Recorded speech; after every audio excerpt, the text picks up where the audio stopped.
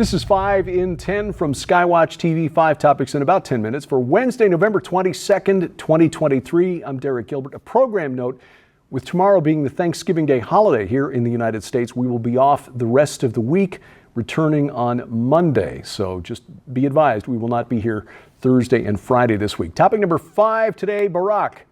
Ehud Barak, that is, not Barack Obama. Ehud Barak was asked by CNN's Christiane Amanpour in an interview this week about the claim that Hamas had maintained a major command center beneath the Al-Shifa hospital in Gaza.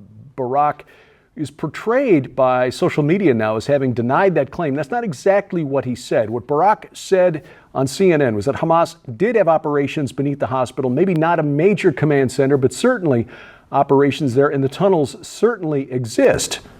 He said Israel knows the tunnels exist because the IDF built the tunnels. Amanpour was shocked. When you watch the video, it's clear she was surprised, and she repeated the question to make sure she'd heard what she thought she heard, giving Barak an opportunity to walk back the statement. But he doubled down and said, no, decades ago we were running the place, Gaza that is. We helped them build the bunkers in order to enable more space for the operations of the hospital within the very limited size of the compound. So, yes, he meant what he said. The IDF, Israel, actually built the tunnels underneath the Al-Shifa hospital.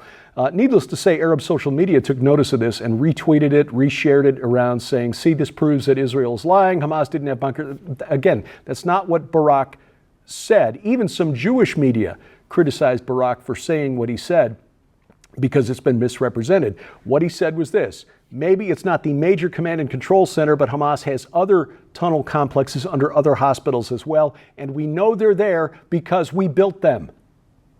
And what the IDF should be saying, what the government of Israel should be saying is, we built them to help them operate these hospitals for the people of Gaza. Hamas has commandeered the hospital or the hospital tunnels because they care more about taking lives than saving lives. This war between Israel and Hamas is as much a war for hearts and minds, a propaganda war, a social media war, as much as it is a war on the ground. Well, topic number 4, Argentina, as we move on. The Western media is somewhat surprised by the election of a new president in Argentina, Javier Milei. The new president, he is being described as hard right, as ultra-liberal, and as libertarian, meaning the media doesn't quite know what to make of this guy. This guy was congratulated by former President Donald Trump. The media, the pundits have been at a loss to explain how he managed to win over what were assumed to be the official candidates, the approved candidates of the deep state. But we may now have our answer. Reading between the lines, a senior economic advisor to Milei, Diana Mondino, who's a leading candidate to become the new foreign secretary for Argentina, told a reporter on Monday that Argentina is now not planning to become a member of Brics on January 1st. Brics, that's the economic alliance between Brazil, Russia, India, China, and South Africa. The invitation to join Brics was approved at a meeting in August and extended to Argentina, Egypt, Ethiopia, Iran, Saudi Arabia, and the United Arab Emirates. Now Argentina is saying, we have no desire to join Brics, at least not right away. Milei beat Economy Minister Sergio Massa in Sunday's presidential runoff. He has previously expressed skepticism of opposition to joining Brics. Now, Milei is an economist by training. He's also expressed reluctance to support more economic ties with China and neighboring Brazil, interestingly. He says he plans to work towards closer economic ties with the U.S. and Israel. At the same time, he's pledged not to interfere with the country's businesses that are already dealing with the BRICS countries. He has vowed to dollarize, more tightly integrate Argentina's economy with the United States. Oh, and then there's this. He's a member of the World Economic Forum. I think there we have it. The reason he's opposed to joining BRICS, this is just another front in the ongoing economic war between the West and the BRICS nations, those who do not want to be integrated into a Eurocentric new world order. Topic number 3, BRICS light. That leads to this story. The Israel-Hamas war having consequences far beyond Israel's borders. According to U.S. Ambassador to India Eric Garcetti, former mayor of Los Angeles, this could pause progress on the India-U.S. trade initiative called the India, Middle East, Europe Economic Corridor, or IMEC. A map on the screen behind me connecting India to Europe through Saudi Arabia, Jordan, and Israel. This is widely seen. There was a memorandum of understanding, by the way, signed to begin work on this in September at the G20 summit in Mumbai. The project is widely seen as America's counter to China's Belt and Road Initiative, which is a global strategy launched by the Chinese Communist Party in 2013 to tie together 150 countries and international organizations. India, by the way, also part of Belt and Road, so it benefits either way. If IMEC never gets off the ground, it's still part of Belt and Road and part of Brics. Brics, by the way, especially if it adds the UAE and Saudi Arabia, will have the bulk of the world's population and energy resources, which is why the West is suddenly coming up with things like this to try to counter China's 10-year head start on the Belt and Road Initiative. That means the war in Israel, which is putting a stop to this, at least for now, may not be disconnected from the IMEC and the Belt and Road, the competition between IMEC and Belt and Road. Topic number 2, AI apocalypse. Interesting story at the end of last week. If you follow tech news, you would have seen this. The board of directors of OpenAI, which is the organization that launched ChatGPT, the artificial intelligence that returns very interesting answers to questions, some questions anyway, fired its CEO and the man behind ChatGPT, Sam Altman, on Friday. This move took investors and the tech industry as a whole by surprise. It also took Altman and the president of OpenAI by surprise, the president, Greg Brockman, who later quit after Altman was fired. The board did not notify its investors in advance. The investors include Microsoft, who's put at least $10 billion into OpenAI, may own as much as 49% of the company. Again, Greg Brockman, who, like Altman, was on the board of directors, not notified of this decision by the majority on the board until it was a fait accompli. Oh, by the way, we're firing Sam. Greg Brockman quit, and now Altman and Brockman have both been hired by Microsoft to head up a new AI research unit inside Microsoft. Well, this whole story is kind of a whiff of junior high politics to it. You know, we don't like these guys, they're icky, so let's get rid of them. There's probably more to it than that, but the way it's been portrayed in the tech media, that's kind of how it reads. But this is a technology that's so disruptive and has so much potential for destruction that Elon Musk, who was on the board of OpenAI until 2018 when he left over safety concerns, said that they owe an explanation to the rest of the world. They should disclose the reason that Sam Altman was fired. Why did the board of OpenAI feel it was necessary to take such a drastic and sudden move, getting rid of him without disclosing the reasons or the imminent decision or even discussing it with an investor that's put $10 billion into your company? Why did they do it? Reportedly, Altman was aggressively looking for funding to further the research into artificial intelligence, whereas others on the board were wanting to tap the brakes and slow down because of the potential danger from artificial intelligence. Time will tell exactly what is going on here. Coming up, speaking of AI, TikTok Jesus.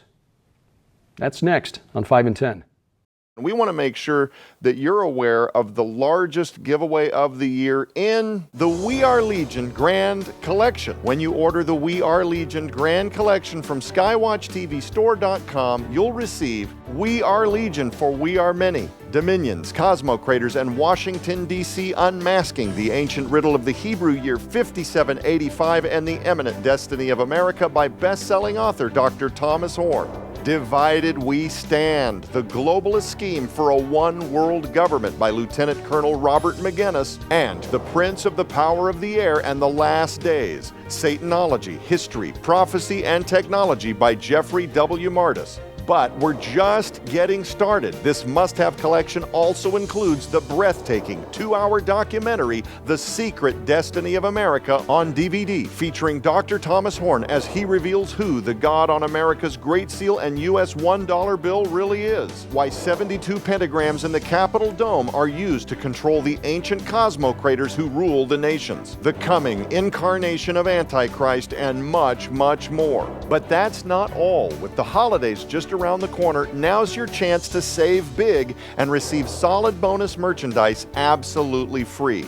Because also included in the We Are Legion Grand Collection are any number of brand new, super quality, overstock gift books, DVDs, or audio sets to add to your library or to give away as gifts this coming holiday season. Sold separately, these items hold a retail value of nearly $150. Yours now for your donation of only $35 plus shipping and handling, so act quickly. You can scan the QR code on your screen using the camera app on your phone for instant access to this special opportunity. This is the largest giveaway of the year, just in time for the holiday gift-giving season, and is available only while supplies last, so don't delay. Visit us at skywatchtvstore.com or call 1-844-750-4985 and ask for the We Are Legion Grand Collection now.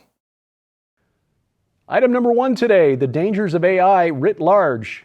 TikTok Jesus. There is an account on TikTok, which is a short video sharing platform that frankly gets on my nerves. I can't stand to be on it for more than a few minutes. The account is called The Daily Believer. They've uploaded 70 videos, 70. Significant number, 70 in the ancient Near East, which included Israel, means all of them. Okay, every one, not one left out, the complete set. 70 videos with a computer-generated AI-powered Jesus looking directly at the viewer, asking them to stop scrolling and pay attention to the next minute's worth of message. And nearly all of these messages promise a surprise or a blessing or good news soon if they share the video, if they like the video, if they comment amen, share it with friends and family. This strategy is apparently working. The Daily Believer, as of this recording, has about 813,000 subscribers and over 9.2 million likes. That's a lot. I mean, it's not like Kylie Jenner popular, but it's a lot. The most popular video on this site is called Welcome Jesus into Your Home. It's got 22.2 million views as of this morning. If the viewer believes in God, according to the computer-generated Jesus, they must share the video with friends and family and comment, I believe. And if you do, TikTok Jesus says, you will receive a blessing within hours. But if you don't, well, TikTok Jesus quotes Matthew 3:10, which is John the Baptist saying, even now the axe is lying at the root of the trees. Every tree, therefore, that does not bear good fruit is cut down and thrown into the fire. It's not very thinly veiled threat. This is a virtual chain letter. If you're old like me and you remember when we actually got letters in the mail, you'd get these letters every now and then that said, send this letter to 10 friends and you will receive a financial blessing within 2 weeks. If you don't, well, we can tell you about one lady who didn't and she died. That's essentially what this is doing. This is not just psychological manipulation, this is spiritual manipulation. This is evil. And the reason the creator, the Daily Believer, is doing it is because they get paid for views. When you're a content creator on these sites and you get a lot of views, you get paid for the eyeballs. On TikTok, it's between 2 and 4 cents for every 1,000 views. This particular video, the Welcome Jesus into Your Home, 22.2 million views as of this recording.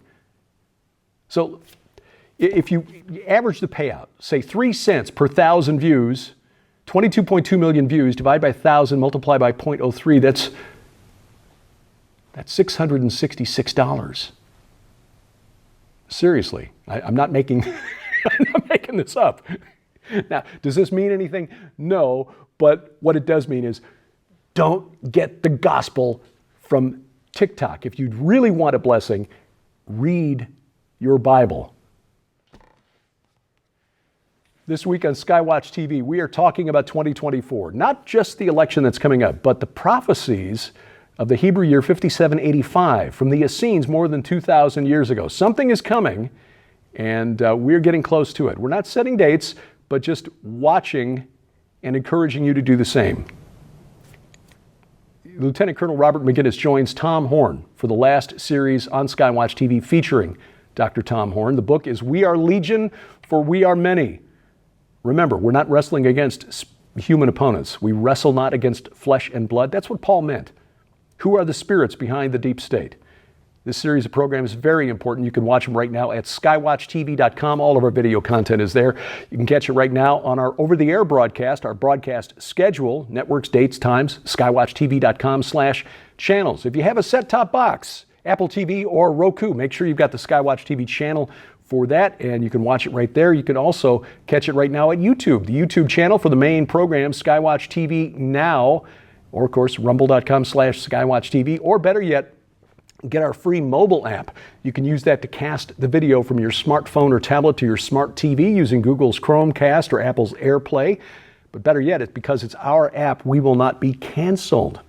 Very important in this day and age. It's available for iOS, Android, and Amazon Kindle Fire phones and tablets, and we have links to their app stores for your convenience at skywatchtv.com. Again, remember, tomorrow, Thanksgiving Day here in the United States, so we will be on holiday until Monday. Please, have a blessed holiday, and thank you for watching as we keep watch.